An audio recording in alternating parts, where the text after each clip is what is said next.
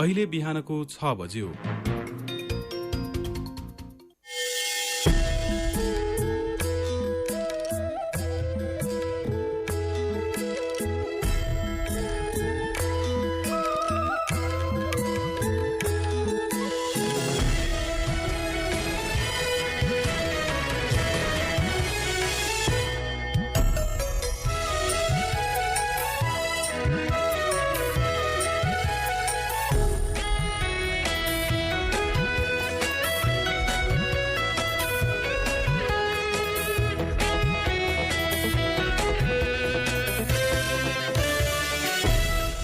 नमस्कार तथा सुप्रभात।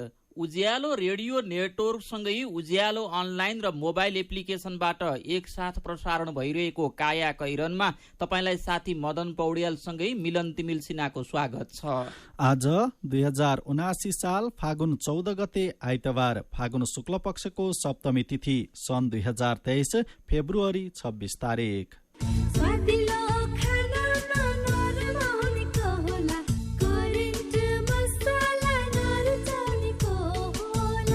काया कैरनको साथमा करेन्ट मसला र करेन्ट चिया, स्वादको झट्का।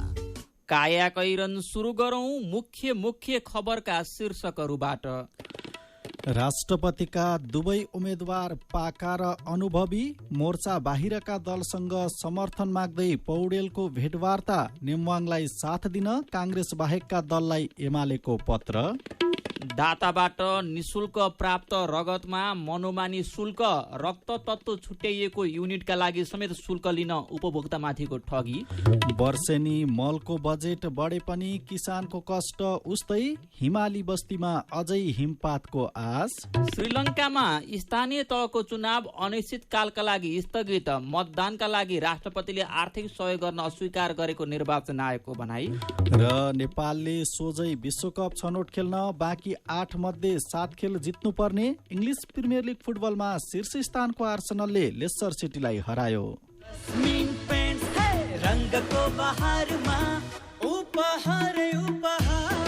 जस्मिन पेन्ट्स लगाऊ र लकी ड्र मार्फत वर्षैभरि हरेक महिना 1 लाख र उपहारहरू जितौँ। यो योजना अन्तर्गत वर्षभरि प्रत्येक महिना लकी ड्र मार्फत 1 जनाले 1 लाख, 1 जनाले स्मार्टफोन, 10 जनाले DHI राइस कुकर र 100 जनाले घडी प्राप्त गर्न सक्नुहुनेछ।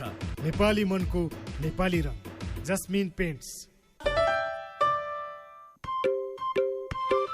सुरक्षित र समृद्ध होस् जिन्दगीको सेरोफेरो, भोलिको लागि सोच्नु पर्ने कर्तव्य हो तिम्रो मेरो। ढुक्क हुन भोलिलाई बिमा गरौ है, नेशनल लाइफ इन्स्योरेन्समा बिमा गरौ है। विगत 35 वर्षदेखि सञ्चालनरत नेपालकै पहिलो अग्रणी जीवन बिमा company national life insurance company, Lazimpat, Kathmandu. दिगोपन र सशक्तताको नयाँ समय। आफ्नो ब्याङ्किङ सेवालाई नयाँ समय अनुरूप अझ दिगो तथा सशक्त बनाउन हिमालयन ब्याङ्क लिमिटेडले सिभिल ब्याङ्क लिमिटेडलाई प्राप्ति गरी यही फागुन 12 गतेदेखि एकीकृत कारोबारको सुरुवात गरेका छौं। Himalayan bank limited. काया कैरनमा अब खबरको सिलसिला। राष्ट्रपतिको चुनावलाई लिएर चिरा परेको 7 दलीय गठबन्धनको मुख्य सहयोगी नेकपा एमाले र शुक्रबार मात्रै बुनिएको 8 दलीय गठबन्धनबाट सार्वजनिक गरिएका राष्ट्रपतिका उम्मेद्वार दुवै संसद हाँकेका, पाका र अनुभवी मानिनुहुन्छ। काङ्ग्रेस र एमाले राष्ट्रपति पदका लागि 2 पूर्व सभामुखलाई मैदानमा उतारेका हुन्। काङ्ग्रेसले वरिष्ठ नेता रामचन्द्र पौडेललाई सर्वसम्मत उम्मेद्वार प्रस्ताव गरेको छ भने एमाले उपाध्यक्ष सुभाष नेमाङलाई। पौडेल 2051 को मध्यावधि चुनावपछि सभामुख हुनुभएको थियो। काङ्ग्रेसको कार्यवाहक सभापति, उपप्रधान सहित पटक पटक मन्त्री भइसकेका 79 वर्षीय पौडेल समकालीन नेताहरूमा सादगी र सरल व्यक्तित्वले चिनिनुहुन्छ। उहाँ 2016 सालदेखिको विद्यार्थी जीवनबाटै राजनीतिमा उभिनु भएको हो। प्रजातान्त्रिक सङ्घर्षमा पौडेलले 14 वर्ष जेल जीवन बिताउनु भएको थियो। नेमाङले 2वटै संविधान सभामा अध्यक्ष सभामुखको भूमिका निर्वाह गर्नुभएको थियो। उहाँ पुनर्स्थापित प्रतिनिधि सभा 2063 र रूपान्तरित व्यवस्थापिका 2072 मा पनि सभामुख हुनुभएको थियो। उहाँ 2051 सालमा कानून, न्याय तथा संसदीय व्यवस्था मन्त्री हुनुभएको थियो। संविधान सभा अध्यक्ष हुँदा निर्वाह गरेको समन्वयकारी भूमिकालाई लिएर उहाँको प्रशंसा हुने गरेको छ। राष्ट्रपतिका चुनावका विषयमा अरू दल खुलिसकेका छैनन्। सरकारको नेतृत्व गरेको माओवादी नै नयाँ समीकरणमा गएपछि राप्रपा समर्थन समेत फिर्ता गर्दै हिजो नै सत्ताबाट बाहिरिएको छ। राष्ट्रपतिको चुनावमा कसको पक्षमा खुल्ने भन्ने बारेमा निर्णय लिन राप्रपा र राष्ट्रिय स्वतन्त्र पार्टी दुवैले आज बैठक बोलाएका छन्। राष्ट्रपति चुनावलाई लिएर सत्तारूढ दलमै किताकाट भए पनि एमाले मतदान हुने दिन फागुन 25 सम्म सत्ताबाट नबाहिरिने रणनीति बनाएको छ। राष्ट्रपतिमा वामपन्थी दलको मत प्रभाव पार्ने योजनाका साथ एमाले तत्काल सत्ता नछाड्ने नीति बनाएको हो। एमाले अध्यक्ष केपी शर्मा ओलीले उम्मेदवारी दर्ता लगत्तै संसदमा प्रतिनिधित्व गर्ने दललाई पत्र पठाएर नेम्बाङका पक्षमा मत माग्न थाल्नु भएको छ। 8 दलका नेता भने राष्ट्रपति चुनावमा मत क्रस नहुने दावी गर्छन्। राष्ट्रपतिमा निर्वाचित हुन कुल मतबार 52,628 मध्ये बहुमत अर्थात् 26,315 मतबार ल्याउनुपर्छ। पौडेलको पक्षमा खुलेका 8 दलको 31,917 मतभार छ। एमालेको मतभार 15,312 छ। राजनीतिले नाटकीय मोड नलिए पौडेल निर्वाचित हुने देखिन्छ। अपेक्षा विपरीत एमाले सत्ता नछाडेपछि कांग्रेस राष्ट्रपति चुनाव अघि सरकारमा नआउने भएको छ। राप्रपाले सरकारलाई दिएको विश्वासको मत समेत फिर्ता लिएकाले संविधान बमोजिम प्रचण्डले 30 दिनभित्र संसदमा विश्वासको मत लिनुपर्छ। एमाले सत्ता छाडेपछि एकैचोटि विश्वासको मत लिने योजना प्रधानमन्त्री पुष्पकमल दाहाल प्रचण्डको रहेको छ। माओवादी अध्यक्ष प्रचण्ड एमाले सहित 7 दलको समर्थनमा गएको पुस 10 मा प्रधानमन्त्री नियुक्त हुनुभएको थियो। प्रधानमन्त्री बन्ने बेला प्रचण्डले राष्ट्रपतिमा एमालेलाई समर्थन गर्ने प्रतिबद्धता जनाउनु भएको थियो। तर सरकार सञ्चालनको सुरुवाती दिनदेखि नै आफूमाथि एमाले अध्यक्ष ओलीको हस्तक्षेपकारी भूमिका र सरकारमा सहभागी दलबाट घेराबन्दी सुरु भएको भन्दै प्रचण्डले राष्ट्रपतिमा कांग्रेसको समर्थन लिन राष्ट्रिय सहमतिको कार्ड अघि सार्नु भएको थियो। त्यसै अनुसार कांग्रेसले पुस 26 मा प्रचण्डलाई विश्वासको मत दिएको थियो। त्यसबेलादेखि नै तरङ्गित बनेको राजनीतिले राष्ट्रपति उम्मेद्वार मनोनयनको अघिल्लो दिन एमाले सहितको गठबन्धन भत्किएको हो। एमाले अध्यक्ष ओलीले भने पुस 10 को सत्ता गठबन्धन कायमै रहेको बताउनु भएको छ। कांग्रेस र माओवादी सहितका नेताले भने पुस 10 को कोर्स परिवर्तन भएको प्रतिक्रिया दिएका छन्। प्रधानमन्त्री प्रचण्डले संघीयता र लोकतान्त्रिक गणतन्त्रलाई स्वीकार गर्न नसक्नेहरूसँगको सहकार्यले जटिलता, संशय र विभ्रम पैदा गरेको उल्लेख गर्दै नयाँ राजनीतिक यात्रा सुरु भएको बताउनु भएको छ। कांग्रेस नेतृत्वको 8 दलीय गठबन्धनसँग स्पष्ट बहुमत भए पनि एमाले राष्ट्रपतिको चुनावमा उम्मेद्वार उठायो। कांग्रेसले पुष्पकमल दाहाल प्रचण्ड सरकारलाई विश्वासको मत दिएपछि ढोक्सा थापेको अभिव्यक्ति दिएका एमालेका अध्यक्ष केपी शर्मा ओलीले उपाध्यक्ष नेम्बाङलाई उम्मेद्वार बनाएर अर्को ढोक्सा थाप्नु भएको छ। उम्मेदवारी दिए लगत्तै एमालेबाट अलग भएको एकीकृत समाजवादीका अध्यक्ष माधव कुमार नेपाललाई पत्र लेखेर ओलीले चुनावमा सघाउन आग्रह समेत गर्नुभएको छ। एकीकृत समाजवादीका उपमहासचिव जगन्नाथ खतिवड़ाले पत्र लेखेकोमा धन्यवाद दिँदै मत दिने स्थिति नभएको प्रतिक्रिया दिनुभएको छ। पत्रले औपचारिक रूपमा राजनैतिक संवादको ढोका खोलेको छ। राष्ट्रपति चुनावको सन्दर्भमा समय निकै अगाडि बढिसकेको हुँदा एमालेको अनुरोधलाई स्वीकार गर्ने स्थिति भएन। तैपनि सकारात्मक सोचका साथ राजनीतिक संवादको वातावरण निरन्तर रहिरहेमा एजेन्डा अनुसार सहकार्य हुन सक्छ उहाँले भन्नुभएको छ। एमाले चुनावमा मतभार प्रतिकूल भए पनि नेम्बाङलाई उम्मेद्वार उठाएर राष्ट्रपतिको चुनाव एकपक्षीय हुनबाट भने रोकेको छ। 8 राजनैतिक दलले कांग्रेसका उम्मेद्वार वरिष्ठ नेता रामचन्द्र पौडेललाई सघाउने निर्णय गरेसँगै फागुन 25 मा हुने चुनाव एकपक्षीय हुने अनुमान गरिँदै आएको थियो। यसैबीच प्रधानमन्त्री प्रचण्डले एमाले अध्यक्ष ओलीलाई कांग्रेसलाई राष्ट्रपति दिएर राष्ट्रिय सहमतिको सूत्राधार बनाऊ भन्दा अस्वीकार गरेको आरोप समेत लगाउनु भएको छ। यसैबीच राष्ट्रपतिको उम्मेद्वार बन्न दल बाहेकका व्यक्ति पनि संसद भवनको लोत्से हलमा पुगेका थिए। निर्वाचन अधिकृतको कार्यालयले उनीहरूलाई मनोनयन पत्र समेत उपलब्ध गराएको थियो, तर उनीहरूले प्रस्तावक समर्थक नै पाएनन्। सांसदहरू मात्रै उम्मेद्वारको प्रस्तावक र समर्थक हुन पाउने व्यवस्था छ। दलका सांसदहरूले प्रस्तावक समर्थक बस्न उनीहरूलाई पत्याएनन्। कास्कीका मेघराज आचार्य, विस्तृत परिचय नखुलेका राम रायजी यादव र पूरा नाम नखुलेका लक्ष्मी प्रसादले उम्मेदवारी दर्ताका लागि मनोनयन पत्र लगेको सहायक निर्वाचन अधिकृत अमृता शर्माले बताउनुभयो। उहाँहरूमध्ये एकजना जनआन्दोलनको घाइते र अर्कोले पूर्व विद्यालय निरीक्षक भएको बताउनु भएको थियो। उहाँले भन्नुभयो उहाँहरूले छुट्टा छुट्टै मनोनयन पत्र लिएर जानुभयो। के डकुमेन्ट चाहिन्छ भरेर आउँछौ भन्नुभयो। प्रस्तावक र समर्थक खोज्न प्रयास गर्छौं भन्नुभएको थियो, तर निर्धारित समयभित्र आउनु भएन। नेपाल रेड क्रस सोसाइटी र ब्लड बैंक सञ्चालन अनुमति प्राप्त निजी अस्पतालले दाताबाट निशुल्क प्राप्त रगतमा मनोमानी शुल्क असुलिरहेका छन्। उनीहरूले एकपटक जाँच गरी छुट्याइसकेका रक्त तत्त्वको समेत हरेक युनिटको जाँच गर्दा सरहकी शुल्क लिने गरेका छन्। स्वास्थ्य मन्त्रालयले 2078 चैत 22मा प्रविधिका आधारमा रगतको जाँच गरेको शुल्क 810 देखि 1640 रुपियाँ लिन पाउने व्यवस्था गरेको थियो। तर मूल्य रक्तदाताबाट प्राप्त रगत बिरामीलाई चढाउन अघि रक्त तत्त्व छुट्याउने बेला गरिएको 3 थरी जाँचको हो। एकजना दाताले दिएको रगतबाट प्याक्सेल, पीआरपी, एफएफपी र प्लेटलेट्स गरी 4 वटासम्म रक्त तत्त्व तयार पार्न सकिन्छ। रेड क्रस सोसाइटी र निजी अस्पतालले हरेक रक्त तत्त्वका लागि विभिन्न परीक्षणका नाममा 1600 रुपियाँसम्म शुल्क लिन्छन्। नेपाल रेड क्रस सोसाइटीका अनुसार 2078-79 मा देशभरबाट 2,73,170 युनिट रगत संकलन भएको थियो। त्यसबाट रक्त तत्त्व छुट्याएर 3,52,919 युनिट वितरण गरिएको तथ्याङ्क छ। यस अनुसार रेड क्रसले रक्त तत्त्व छुट्याइसकिएको 79,749 युनिट वितरण गरेको हो। अर्थात् रेड क्रसले एक वर्षमै 10,36,73,700 रुपियाँ अतिरिक्त शुल्क उठाएको छ। ब्लड बैंक सञ्चालनको अनुमति प्राप्त निजी अस्पतालले पनि छुट्याइसकेको रक्त तत्त्वको लागि बिरामीबाट 1,200 देखि 1,600 रुपियाँसम्म लिइरहेका छन्। प्राय दुर्घटना, शल्यक्रिया, प्रसुति, क्यान्सर, रक्तस्राव, कलेजो बिग्रेका, थेलेसिमिया, ल्युकेमिया, हेमोफिलियाका बिरामीलाई रगत र रक्त तत्त्व आवश्यक पर्छ। रक्त तत्त्व छुट्याएको युनिटका लागि समेत यसरी शुल्क लिनु उपभोक्तामाथिको ठगी भएको सरकारवाला बताउँछन्। नेपाल स्वयंसेवी रक्तदाता समाजका केन्द्रीय अध्यक्ष प्रेमसागर कर्मचार्य दाताले निशुल्क दिएको रगतले मूल्य तोक्नु गलत रहेको बताउनुहुन्छ। दाताबाट निशुल्क प्राप्त रगतमा मनोमानी शुल्क शीर्षकको यो खबर आजको कान्तिपुरले छापेको छ। कायाकैरनमा खबरहरू बाँकी नै छन्, सुन्दै गर्नुहोला। चामल र मैदाको तुलनामा कोदो, फापर, चिनो, कागुनो, लट्टे आदिमा शरीरको लागि आवश्यक पोषक तत्त्वहरू प्राय बढी पाइने हुनाले यिनको नियमित सेवन गरेमा मुटु रोग, मधुमेह, उच्च रक्तचाप लगायतका रोग लाग्ने जोखिम कम हुनका साथै बालबालिकामा हुने कुपोषण र महिलामा हुने रक्त अल्पता समेत घटाउन सकिन्छ। तसर्थ खाने बानीमा परिवर्तन गरौँ, दैनिक भोजनमा यस्ता बालिका परिकारहरूलाई समावेश गरी निरोगी बनाऊ। बाली विकास तथा कृषि जैविक विविधता संरक्षण केन्द्र, श्रीमहल, ललितपुर। खुसी कसरी खुसी हुन्छ जब बन्ने छैन कोही, आफ्नो भन्दैमा आफ्नो हुन सम्पर्कमा बस्या खै। सम्पर्कका लागि बलियो आधार नेपाल टेलिकम हो राष्ट्रकै सञ्चार।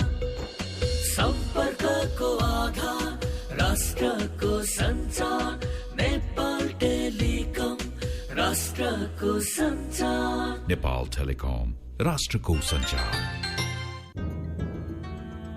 सुनिश्चित भविष्य मात्र होइन बचत, आर्थिक स्वतन्त्रता हो, आत्मविश्वास हो, आत्मा सम्मान हो, सम्पन्न जीवन हो। बचत बचत गरौँ, बचत गरौँ, बचत गरौँ, बचत गरौँ।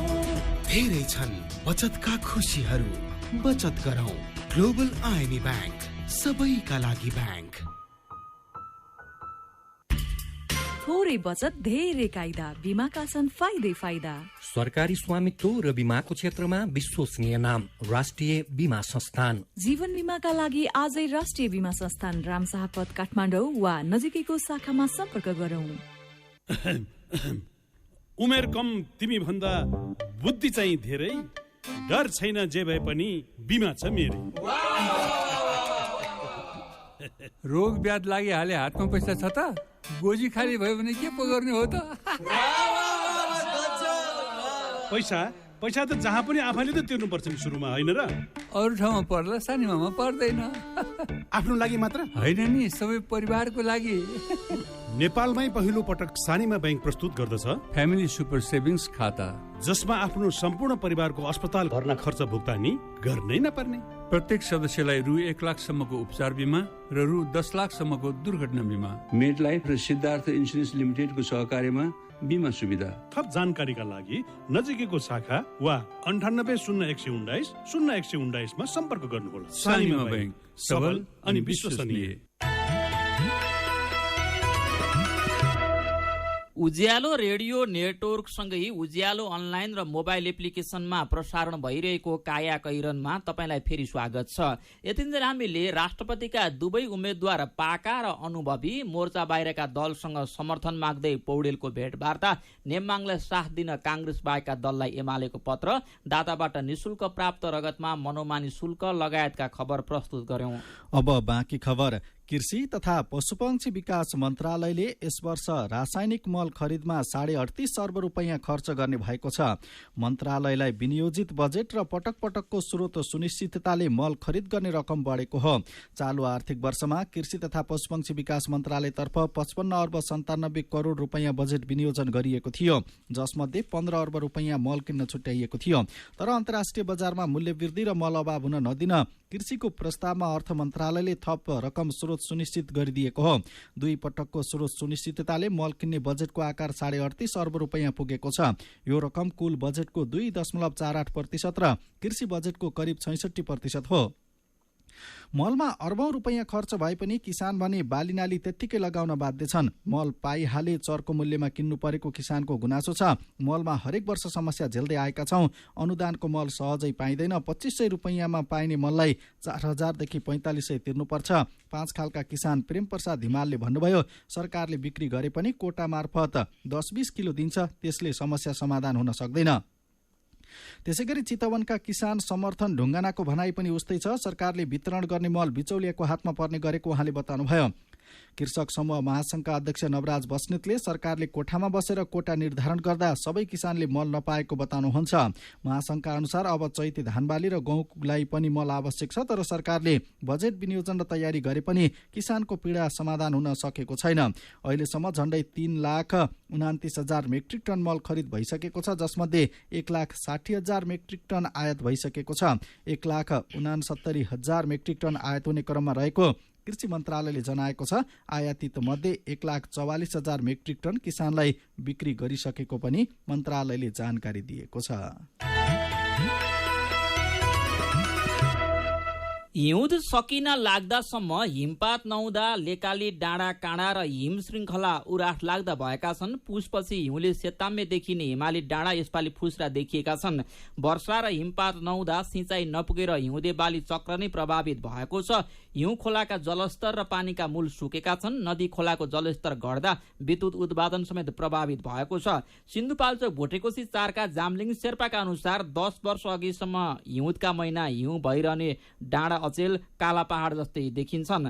वातावरणविद रविन्द्रराज निरौलाका अनुसार जलवायु परिवर्तनको असरले बढ्दो तापक्रमका कारण हिमाल काला पहाड देखिन थालेका हुन्। सल्यानका सिँचाइ सुविधा नभएका क्षेत्रमा गहुँ, जौ, चना, मुसुरो, केराउ लगायतका बाली सुक्न थालेको छ। सल्यानमा पुस पहिलो हप्ता यता वर्षा भएको छैन। पाक्दै गरेको बाली सुक्न थालेपछि किसान चिन्तित छन्। देशका अरू ठाउँमा पनि पर्याप्त वर्षा र हिमपात नहुँदा असर गरेको छ। कृषि उत्पादनमा असर पुग्ने किसानको चिन्ता छ र अझै हिमपातको आशा भने बाँकी नै रहेको छ। यसैबीच केही दिन यता देशका विभिन्न भेगमा हल्का वर्षा भएको छ। 3 दिन अघि सुदूरपश्चिम भेगदेखि सुरु भएको बदलीसँगै देशका विभिन्न भूभागमा हल्का वर्षा भएको हो। लुम्बिनी र गण्डकी प्रदेश हुँदै हल्का वर्षाको क्रम बागमती प्रदेश र प्रदेश 1 सम्म पुगेको छ। यो सँगै हिउँदको याम मध्य र पूर्वी भेगमा वर्षा नभई जाने सम्भावना टरेको मौसम पूर्वानुमान महाशाखाले जनाएको छ। यस वर्षको हिउँद याम जान अब 1 दिन मात्र बाँकी छ। फागुन 15 गतेलाई हिउँद सकिने मिति मानिन्छ। मौसमविद मन्जु बासीका अनुसार 2 दिन अघि गण्डकीको कास्की र पोखरामा हल्का वर्षा भयो। त्यसअघि पश्चिम तराई छोएका केही भेगमा हल्का वर्षा भएको थियो। बागमती प्रदेशका पहाडी भेगमा हल्का वर्षा भए पनि काठमाडौँमा भइहाले पनि फाटाफुटा मात्र वर्षा हुने सम्भावना रहेको महाशाखाले जनाएको खबर आजको गोर्खापत्रले छापेको छ। तराई मधेस सहितका 15 जिल्लामा सरकारले हात्तीपाइले रोग विरुद्धको औषधि खुवाउने अभियान सुरु गरेको छ। धेरै जसोले हात्तीपाइलेको औषधि नखाने गर्दा रोग देखा पर्ने गरेको छ। धेरैलाई यो औषधि खाएपछि स्वास्थ्य समस्या देखिन्छ भन्ने भ्रम छ। डाक्टरले केही व्यक्तिलाई ज्वरो आउने, रिङ्गटा लाग्ने, वाकवाकी लाग्ने जस्ता सामान्य स्वास्थ्य समस्या देखिए पनि डराउनु नपर्ने भन्दै ढुक्क भएर औषधि खान सुझाव दिएका छन्।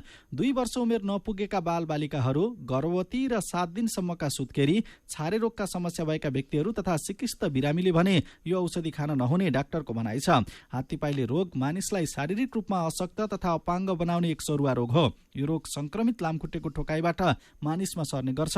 लक्षण नदेखिएकाहरूलाई पनि यो रोग लाग्न सक्ने भएकोले ढुक्क भएर औषधि खान डाक्टरहरूले आग्रह गरेका छन्। तर कतिपयले हात्तीपाइले रोग विरुद्धको औषधि खान हिचकिच्याउने गरेका छन्। यसबारे प्रश्न पार्दै हुनुहुन्छ इपिडेमियोलोजी तथा रोग नियन्त्रण महाशाखाको कीटजन्य रोग नियन्त्रण शाखाका प्रमुख डाक्टर गोकर्ण दाहाल। खास गरी हामीले विभिन्न समयमा अध्ययन गर्यौं। त्यो अध्ययन गर्दा एउटा चाहिँ औषधिको कारणले मलाई अरू नकारात्मक असर पार्छ कि अथवा साइड इफेक्ट छ कि भन्ने एउटा डर चाहिँ त्यो देखियो। त्यसलाई पनि हामीले चिर्ने प्रयास गर्यौं। त्यसै गरी मेरो खुट्टा भएको ठुलो भएको छैन, हात्तीपाइले भएको छैन, मैले किन खाने भन्ने चाहिँ एउटा देखिन्छ भने यो मेजर रूपमा त्यही छ भने कतिपय समुदायहरूमा चाहिँ अब यो निश्चित समुदाय छ जहाँ चाहिँ आफूले डिसिजन गर्न नसक्ने त्यस्तो अवस्थामा चाहिँ घरमुलीले भनेपछि मात्रै खाइदिने त्यो एउटा पाटो चाहिँ भएको छ भने कतिपय अवस्थामा चाहिँ हाम्रो स्वास्थ्य कर्मीहरू दिउँसो अथवा खाना भनौँ न 10 बजेदेखि चाहिँ परिचालित हुने त्यो बेलामा चाहिँ कामदारहरू अथवा अन्य व्यक्तिहरू चाहिँ घरमा नगइदिँदाखेरि घरमा अनुपस्थितिको कारणले पनि नखाएको चाहिँ देखिन्छ। यी औषधिहरू पहिलेदेखि प्रयोग भइरहेका असाध्य प्रमाणित औषधिहरू हुन्। यिनी हामीले पहिलेदेखि खाएको जुकाको औषधि हामीले सधैँभरि खाइराख्ने औषधि हो। त्यस्तै अन्य औषधिहरू केही व्यक्तिहरू जसलाई हामी नखाने भनेर भनेका छौँ, 2 वर्षभन्दा कम उमेरका व्यक्तिहरूलाई नखाने भन्छौँ। त्यसै गरेर गर्भवतीले अथवा 4 दिनसम्मको सुत्केरीले, त्यसै गरी कुनै बिरामीहरू हुनुहुन्छ जो अस्पतालमै हुनुहुन्छ, अस्पतालमा भर्नाबाट उपचार गरिराख्नु भएको छ, डायलाइसिस सेवा लिइराख्नु भएको छ, त्यस्ता बिरामीहरूले चाहिँ यो खान हुँदैन। केही समस्या पर्यो भने स्वास्थ्य कर्मी आफैले कसलाई खाने र कसलाई नखाने भनेर उहाँहरूले भन्नुभएको हुनाले आम नागरिकहरूले यो औषधि चाहिँ खाइदिनुपर्छ। उहाँ हुनुहुन्थ्यो इपिडेमियोलोजी तथा रोग नियन्त्रण महाशाखाको कीटजन्य रोग नियन्त्रण शाखाका प्रमुख डाक्टर गोकर्ण दाहाल। काया कैरनमा मेरो पनि भन्नु छ र कार्टुनसँगै खबरको सिलसिला बाँकी नै छ, सुन्दै गर्नुहोला। एचआईभी का बारेमा खुलेर कुरा गरौं। सँगै बस्दा, खाँदा, पढ्दा र सँगै खेल्दा कुनै किरा वा लामखुट्टेले टोक्दा एचआईभी सर्दैन। हात मिलाउँदा, अङ्कमाल गर्दा तथा चुम्बन गर्दा, एउटै चर्पी प्रयोग गर्दा र अरूको लुगा लगाउँदा एचआईभी सर्दैन। समयमै उपचार गरेमा एचआईभी संक्रमित पनि स्वस्थ व्यक्ति सरह बाँच्न सक्छन्। त्यसैले नियमित औषधिको सेवन गरौं र स्वस्थ जीवन बाँचौं। एचआईभी को औषधि एआरभी हरेक सरकारी अस्पतालमा निशुल्क पाइन्छ। एचआईभी संक्रमितहरू अरू भन्दा भिन्न होइनन् भन्ने कुरा बुझौं र समान व्यवहार गरौं। एचआईभी संक्रमितहरूमाथि हुने भेदभावको अन्त्य गरौं। Nepal youth foundation, 12+ Lumbini plus र मकवानपुर महिला समूह।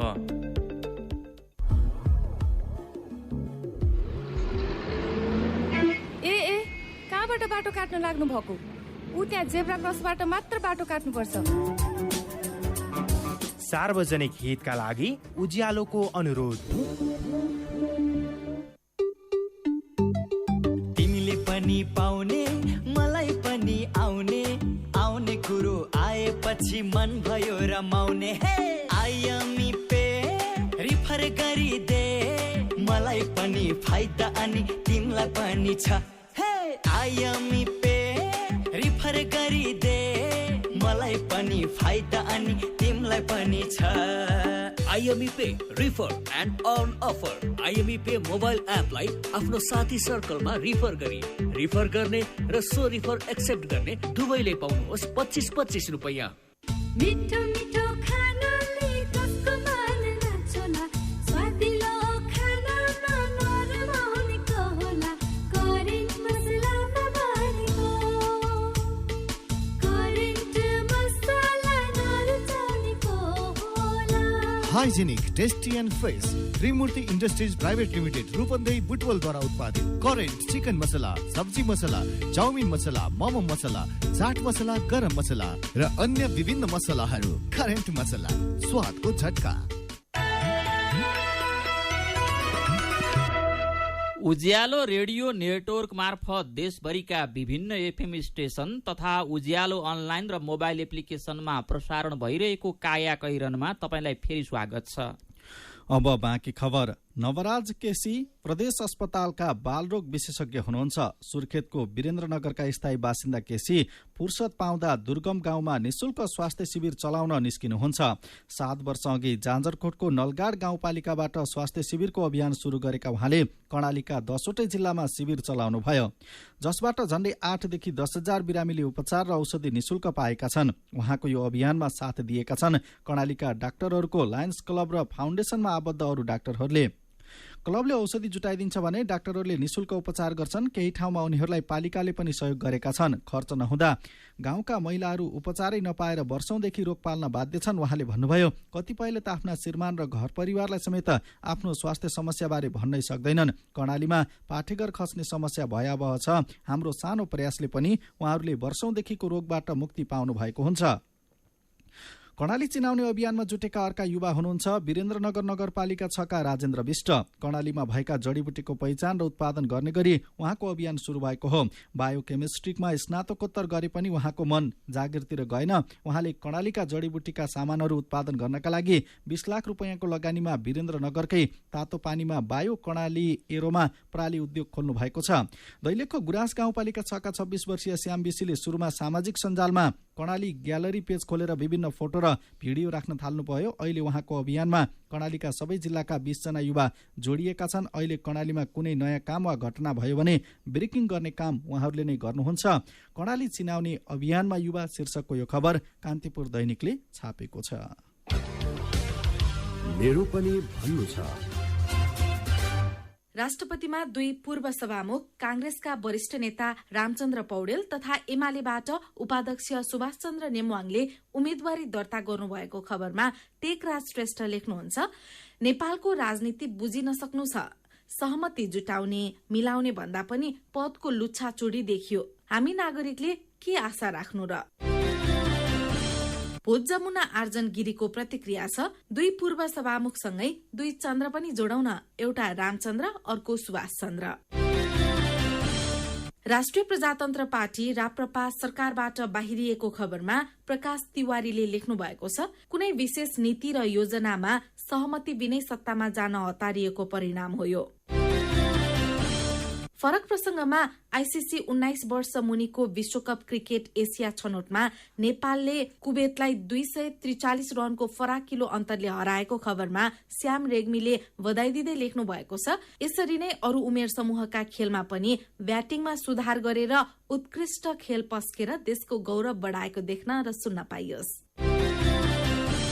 अनि यही खबरमा सुनिल तमुको प्रतिक्रिया छ, नेपालको उत्कृष्ट प्रदर्शन, ट्रफी नै उचाल्ने संकेत छ। यस्तै हो भने त्यो दिन धेरै टाढा छैन। विचारका लागि तपाईलाई धन्यवाद। मेरो पनि भन्नु छ।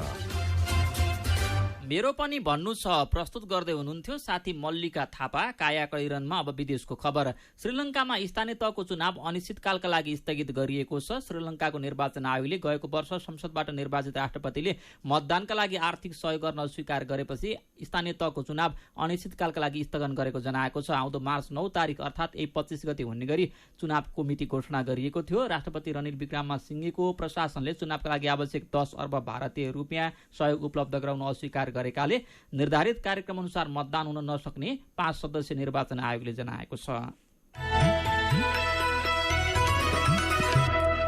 अब खेल खबर। आईसीसी विश्वकप क्रिकेट लिग 2 मा नेपालले शीर्ष 3 मा पर्दै सोझै विश्वकप छनौट खेल्न अब बाँकी 8 मध्ये 7 खेल जित्नुपर्ने भएको छ। आफ्नो अन्तिम खेलमा हिजो नामिबियाले युएईलाई हराएसँगै यो समीकरण बनेको हो। लिग 2 का शीर्ष 3 टोलीले आउँदो जुन जुलाईमा जिम्बाब्वेमा हुने सोझै विश्वकप छनौट खेल्न पाउनेछन्। स्कटल्याण्ड र ओमान विश्वकप छनौटमा पुगेका छन्। अब नेपाल, नामिबिया र युएई मध्ये एक टोलीको सम्भावना छ। नामिबियाको 36 खेलमा 19 मा जित र 16 मा हारसहित 39 अङ्क छ। युएई 29 अङ्कका साथ 5औं स्थानमा छ। नेपालले अब युएई र पपुवा न्युगिनीसँग समान 4 खेल खेल्नेछ। नेपालले नामिबियालाई पछि पार्न 8 मध्ये 7 खेल जित्नुपर्ने हुन्छ। नेपालले सबै खेल जित्दा 42 अङ्क र 7 खेलमा जित्दा 40 अङ्क हुनेछ। नेपालले एकदिवसीय मान्यता जोगाउन 8 मध्ये 5 खेल जित्नुपर्ने हुन्छ। खेलकै अर्को खबरमा इङ्ग्लिस प्रिमियर लिग फुटबलमा शीर्ष स्थानको आर्सेनलले लेस्टर सिटीलाई हराएको छ। गैराती भएको खेलमा आर्सेनलले लेस्टर सिटीलाई 1-0 गोलले हराएको हो। यस्तै खेलको अर्को खबरमा स्पेनिस ला लिगामा रियल मैड्रिड र एथलेटिको मैड्रिडले बराबरी खेलेका छन्। घरेलु मैदानमा रियलले 10 खेलाडीमा समेटिएको एथलेटिको मैड्रिडसँग 1-1 गोलको बराबरी खेलेको हो। कायाकैरनमा अब पालो आयो उखानको। माना जत्रा गाउँ पाथी जत्रा कुरा। उखानसँगै हामी कायाकैरनको अन्त्यमा आइपुगेका छौँ। आजका मुख्य खबर फेरि एकपटक। राष्ट्रपतिका दुवै उम्मेद्वार पाका र अनुभवी मोर्चा बाहिरका दलसँग समर्थन माग्दै पौडेलको भेटवार्ता। नेमवाङलाई साथ दिन काङ्ग्रेस बाहेकका दललाई एमालेको पत्र। दाताबाट निशुल्क प्राप्त रगतमा मनोमानी शुल्क। रक्त तत्त्व छुट्याइएको युनिटका लागि समेत शुल्क लिनु उपभोक्तामाथिको ठगी।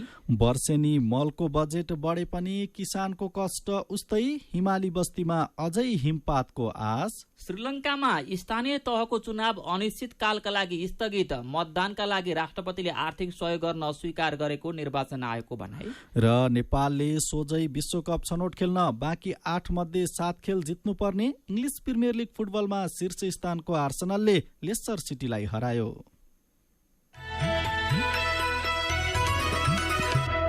र अन्त्यमा आजको कार्टुन। आज हामीले रवि मिश्रले बनाउनु भएको कार्टुन लिएका छौँ। केही लघु वित्तका कारण धेरैको उठीबास भएको प्रसङ्गसँग यो कार्टुन सम्बन्धित छ। यहाँ एउटा घरभित्र बुढाबुढी छन्। उनीहरू झ्यालबाट बाहिर हेर्दैछन्। बाहिर लघु वित्त लेखिएको बोर्ड देखेपछि उनीहरू भन्दैछन् लघु वित्त आयो रे, कति रेक्टर स्केलको।